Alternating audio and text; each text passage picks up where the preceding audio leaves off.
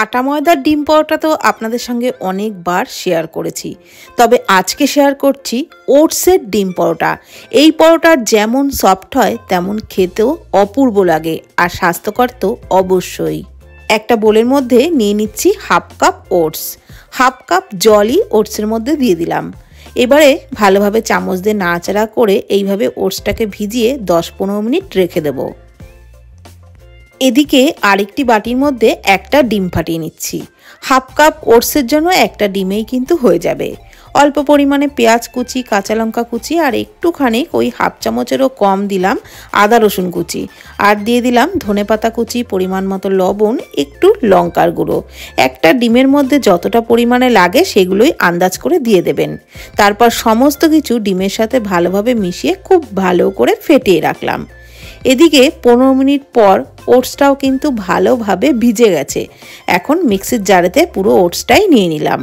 এবারে ওর মধ্যে দিয়ে দিচ্ছি 2 টেবিল চামচ সুজি, আর 2 টেবিল চামচ মতো দিয়ে দিচ্ছি পেঁয়াজ কুচি, দিয়ে দিচ্ছি কাঁচা লঙ্কা কুচি, একটা কাঁচা লঙ্কা কুচিয়ে দিয়েছি, দিয়ে দিচ্ছি গ্রেট করা আদা রসুন 1 টেবিল চামচ।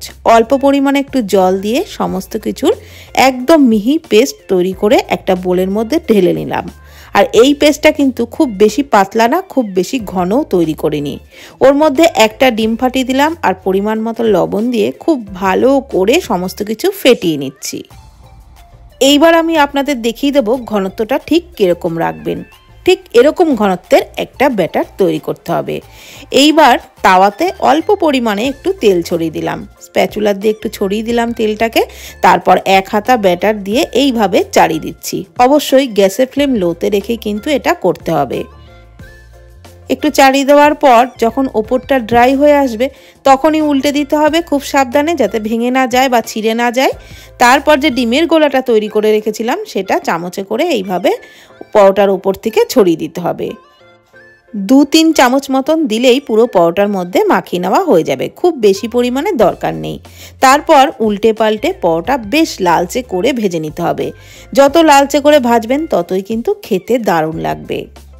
দেখুন আমি কিন্তু উল্টে পাল্টে বেশ লালচে করে ভেজে নিয়েছি। তো একটা পরোটা ভেজে নেওয়া হয়ে গেছে, আর একই রকমভাবে আমি বাকি পরোটাগুলোকেও ভেজে নেব।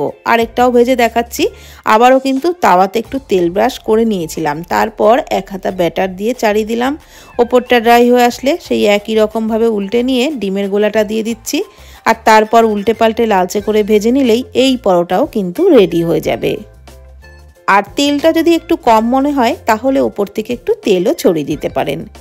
তাহলে বন্ধুরা এইভাবে একদম সহজে স্বাস্থ্যকর ওটসের ডিম পরোটা কিন্তু আপনারা বানিয়ে নিতেই পারেন। বাচ্চাদের স্কুল টিফিনেও দিতে পারেন, বাচ্চা বড় সবাই কিন্তু দারুণ পছন্দ করবে। তো ভিডিওটি কেমন লাগলো প্লিজ কমেন্টের মাধ্যমে জানাবেন। ধন্যবাদ।